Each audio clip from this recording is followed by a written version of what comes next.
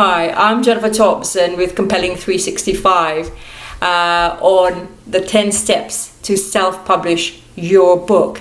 So you've got an idea and you'd love to see how you can expand on it, write a book and publish it. The first thing is select the category your book's going to fall under.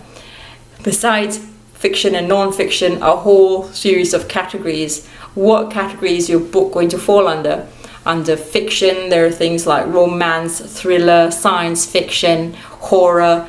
And under non-fiction, there's a whole host of categories: self-improvement, science and technology, business and economics. So decide what category your book's going to fall under. Second, now is the time to decide how you will set yourself apart from people who are writing or who have written a similar sort of book. Research those books and see how they've approached the topic or the subject matter and how you are going to be different, because you want to set yourself apart is going to influence the success of your book. The third thing now is to write your book. Writing a book, like anything else, requires self-discipline. And so how serious are you in wanting to complete that book? Schedule in some time, or every day or every week. If you are able to take some time off work, if you're not a full-time writer, you're able to take some time off work and just focus on the book, that might be a good idea.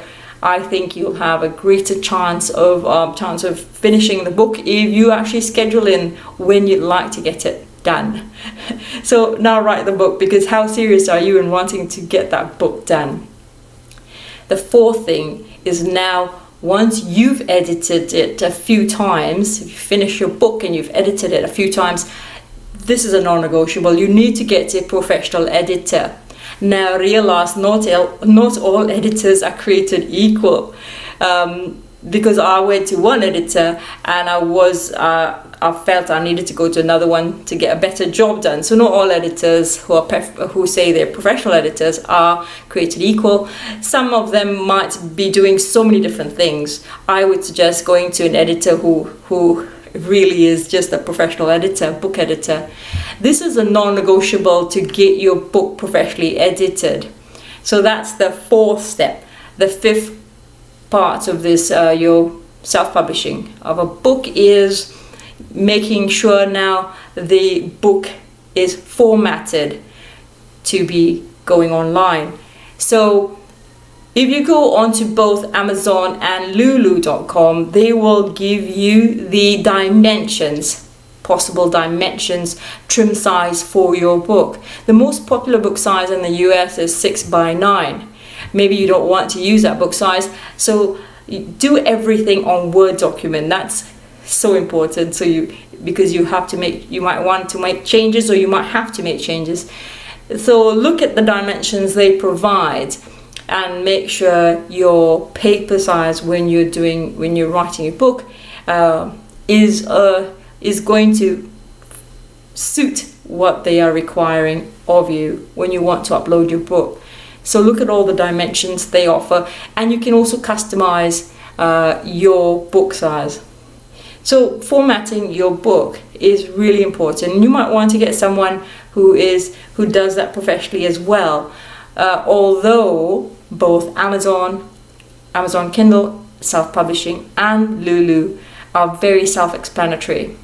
So that's formatting your book. The next part to self-publishing is the cover design. Unless you are a professional graphic designer, I would suggest you get a professional book cover designer, because the first thing people see is the cover of the book. So I know they say don't judge your book by its cover, but people do judge a book by its cover as well. But that's not all they judge, but that's the first thing they'll see. So get your book cover professionally designed as something that will entice the reader. So once you've got a book cover, now set up the account on Amazon Kindle or else on Lulu. I've got an account on both of them, and I've got my self-published books on both platforms. And so set up the account. That it doesn't cost you anything at all to set up the account. Okay, now comes the part of uploading the book. And when you upload your book and your book cover online, error messages may appear, such as trim size not being quite right, or maybe not enough gutter spacing. Things like that will come up. It's great because then you can make any amendments you need to, which is why I suggested make sure you do everything initially on Word document. You will have to upload on PDF, but you can make all your changes if you still have that Word document.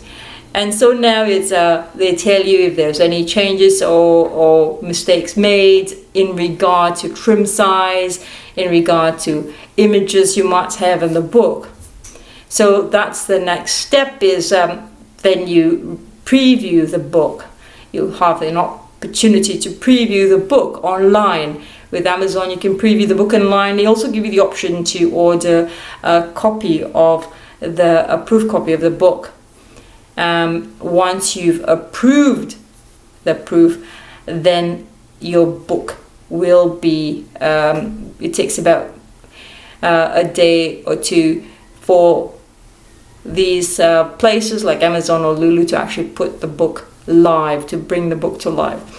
The good part about this, their self-publishing option, is it doesn't cost anything to put the book online or to publish that way. They will give you an idea of how much, what pricing you should want to think about in regard to what you want to charge for your book, and that's what it. The 10th most important point, of course, is now that you've got your book online, you need to know how to market and promote, launch, market, and promote the book. Maybe you wrote the book just as an exercise that for fun, but maybe you want to get it sold. You want people to read. There's a message that's on your heart that you want to share. So this step on launching, promoting, and marketing your book is very important to the success of your book. I'm Jennifer Thompson with Compelling 365, and all the best on your endeavors with your book.